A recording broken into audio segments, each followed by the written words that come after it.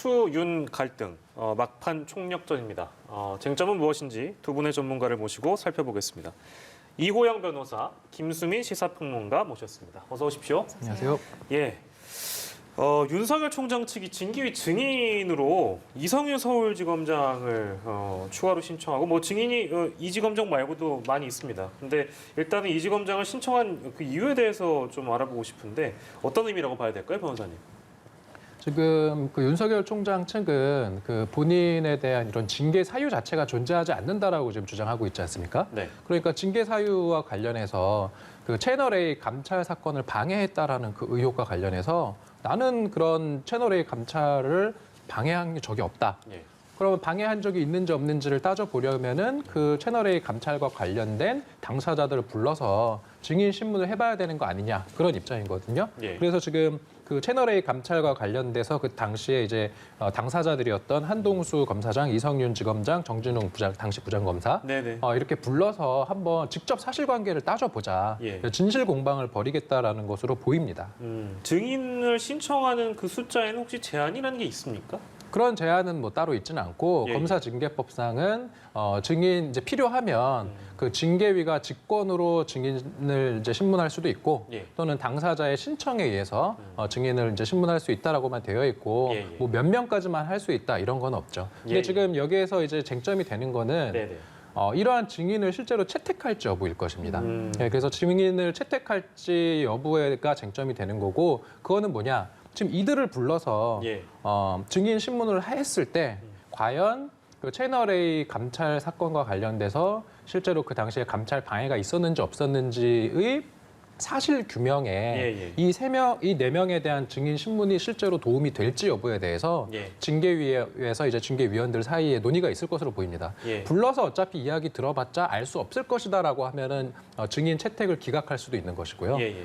이것을 실제로 경험한 당사자들이기 때문에 이들의 이야기를 들어보는 것이 이 징계 혐의가 있는지 없는지를 사실을 규명하는 데 도움이 될 것이다라는 의견이 다수가 된다면 예. 증인을 채택할 것이고 예. 그렇게 되면 이들을 다 불러서 증인 신문을 해봐야 되겠죠. 뭐 징계위원들끼리 뭐 그런 의견 교류도 필요하고 이 어떤 증인의 증인 신청에 대해서 받아들일지 말지는 그럼 뭐 오늘 내일 사이에 다 결정해가지고 이제 내일 적절한 증인들만 징계위가 채택해서 그 신문을 한다 이렇게 보면 되겠네요. 그럼. 그렇죠. 그래서 이제 증인을 만약에 전부 다 채택을 하면은 이제 증인한테 출석 요구가 갈 것이고요. 네. 근데 지금 뭐 증인이 채택되어 있다, 안 되어 있다 이런 얘기는 없는 그렇습니다. 것으로 네. 제가 알고 있는데 예. 그렇다라고 한다면 내일 사실상 예. 내일 열리는 징계위에서 이들에 대한 증인 신문이 실제로 이루어지긴 대단히 어려워 보여서 예. 이제 뭐 여러 가지 뭐 징계위 어떻게 될 것이냐라는 얘기들이 나오는 가운데 예. 개인적으로는 내일 징계위 결론이 나오기가 좀 어렵지 않을까 이런 생각도 들긴 합니다. 그러게요. 지금 증인이 총 7명 정도가 되는데 이들을 모두 채택을 한다면 상당히 오랜 시간 동안 결과를 기다려야 될 수도 있겠네요. 그렇죠. 왜냐하면 증인을 채택하면 정말로 다 물어봐야 되는데 네. 보통 재판할 때 증인 신문을 예를 들어서 뭐 한 2명 한다. 예. 그러면 보통 한두 시간 걸리거든요. 예. 그 정말로 짧은 증인 신문이 한 2, 30분 걸리고 예. 좀 쟁점이 복잡하고 이러면은 한 명당 뭐 1시간 이상씩도 걸리고 이래서 네. 지금 이 정도 사건에 만약에 4명을 증인으로 채택해서 증인 신문 한다고 하면 내일 끝나기가 어려워지겠죠. 네, 예. 알겠습니다.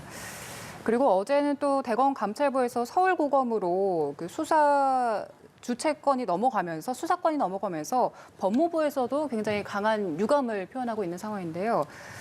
신속한 필요 조치를 강구하겠다 이런 이야기까지 했습니다. 그래서 지금 추미애 장관이 또다시 수사지휘권을 발동하는 게 아니냐 이런 관측까지 나오더라고요. 네, 이 문제 발단은 판사들에 관련된 문건 있지 않습니까? 그것을 수사를 하는데 수사 과정에서 대검 감찰부와 법무부가 한 팀처럼 움직였다라고 하는 그런 문제가 또 불거진 거거든요. 사실 대검 감찰은 법무부 감찰과는 달리 대검 안에 있는 조직이기 때문에 법무부가 이들을 지휘하려고 한다면 수사 지휘권을 공식적으로 발동을 해야 되는 문제인데 그 사이 이제 뭐 재판부 이 관련 문건이 이제 불상의 경로로 대검 감찰부에서 법무부로 전달이 되었다거나 또 이제 수시로 어떤 진행 상황을 법무부 쪽으로 대검 감찰부가 알렸다거나 이런 것들이 문제가 돼서 이제 대검에서 서울 고검 쪽으로 재배당을 하게 된 겁니다. 근데 이제 이게 일단은 대검 쪽에서 얘기하고 있는 것은 이 과정을 주도한 것은 윤석열 총장은 아니다.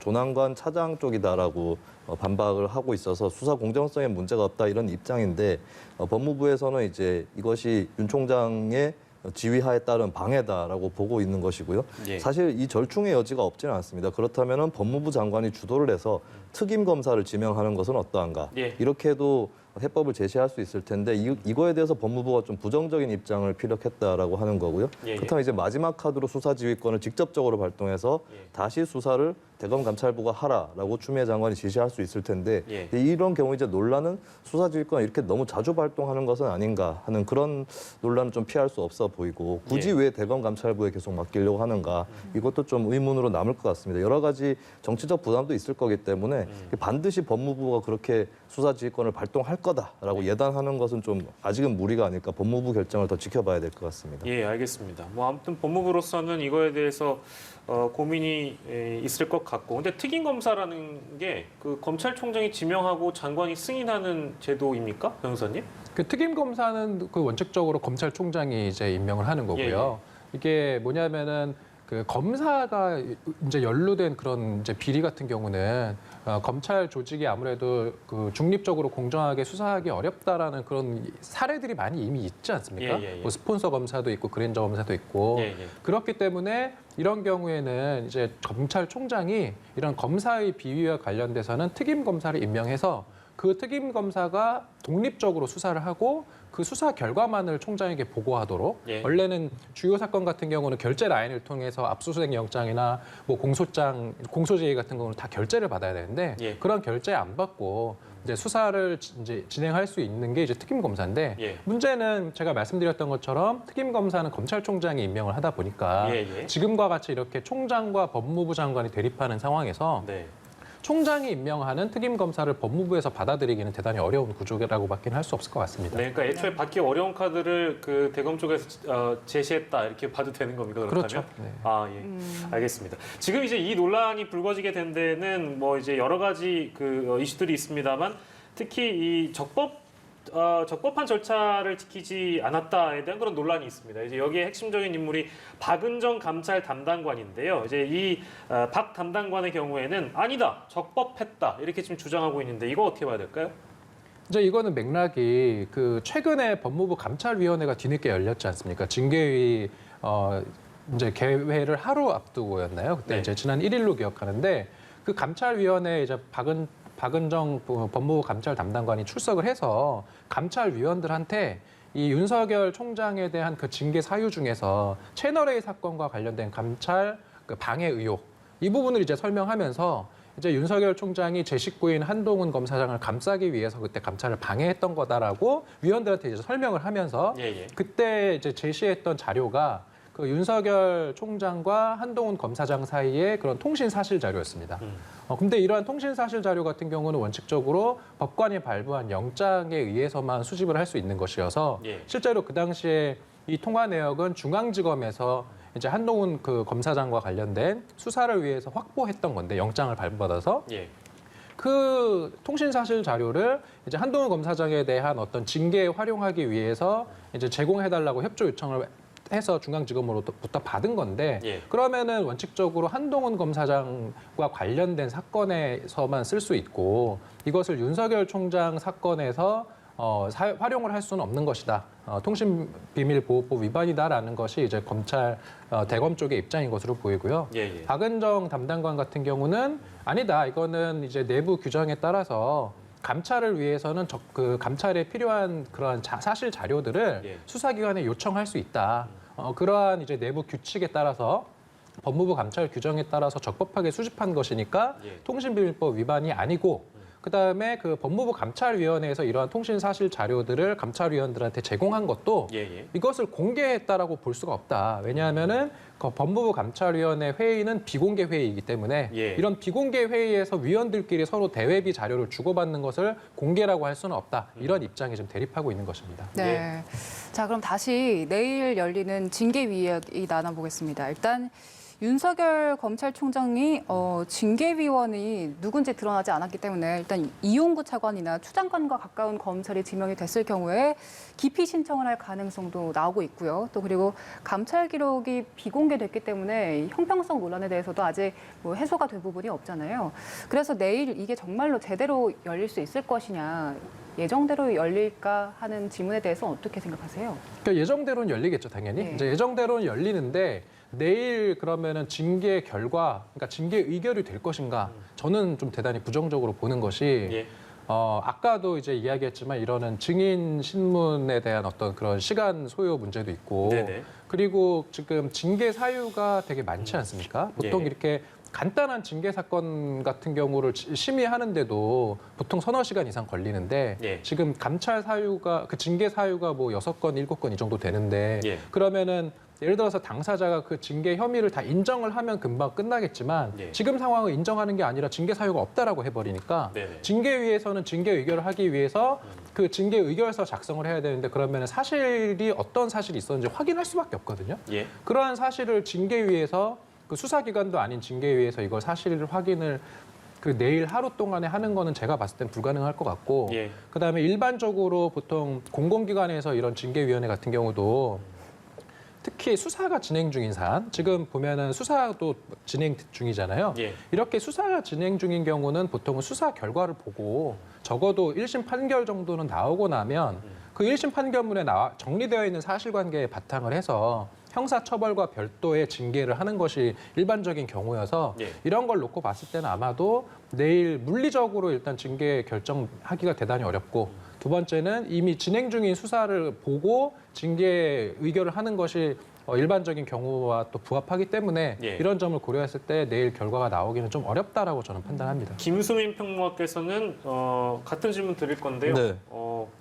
일단은 뭐 이호영 변호사께서도 시간이 좀 오래 걸릴 것이다 이런 말씀해 주셨고 하나 질문 더 드린다면 뭐 대부분 이제 뭐 중징계라는 식으로 이제 전망을 많이 하는데 예단하지 말라라는 그 정부 당국의 인물들의 발언도 있었고 해서 결론은 또 어떻게 날 건지도 궁금하기도 합니다. 어떻게 좀 전망을 하시는지요? 물론 뭐 경징계로 날 가능성은 굉장히 낮아 보입니다. 당분간 결론이 안 나고 지연이 될 가능성은 꽤 높아 보인다고 볼 수 있지만 예. 뭐 지금까지 흐름에 비춰봤을 때 이제 와서 뭐 견책이라든지 감봉 이렇게 되는 것은 좀 꼴이 우스워질 수도 있는 것이거든요. 그렇다면 어느 정도의 중징계는 당연히 그 가능성 깔려 있다고 보는데 저는 예. 이 징계위원회 위원들이 법무부 장관이 위촉하거나 임명했다고 해서 법무부 장관과 뜻이 같다라고 예단할 수는 없다고 생각합니다. 징계 예. 수위에 따라서 분명히 의견이 갈릴 수가 있는 것이기 때문에 정직이라든지 예. 이런 쪽으로 가닥이 잡힐 가능성도 꽤 높다. 그리고 정직이라고 했을 때는 지금 윤 총장 임기가 7개월 정도 얼마 남지 않았거든요. 예. 이 상황에서 정직 3개월 정도만 되더라도 예. 윤 총장으로서는 타격을 받을 수가 있습니다. 그런 의미에서는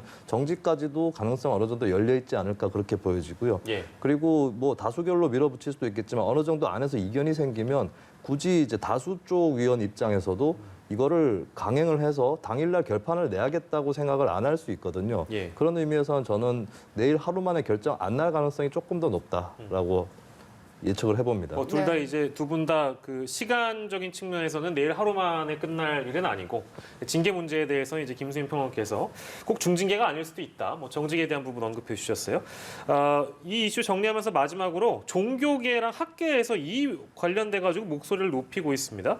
종교계 쪽으로 가면은 천주교 이어서 개신교 이제 또 불교 쪽에서 불교 원불교도 지금 선언문 발표한 상황이고요.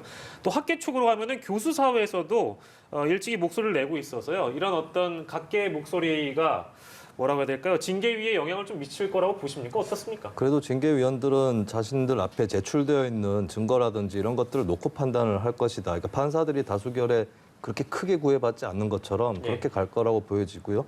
오히려 이제 이것이 여론에 어떤 영향을 끼치는가 이게 더 관심이 될 것 같은데 저는 이 찬반을 떠나서 어느 쪽이든 간에 이거는 분자들의 싸움이다라고 하는 겁니다. 예, 왜냐하면 분모가 없다는 거예요.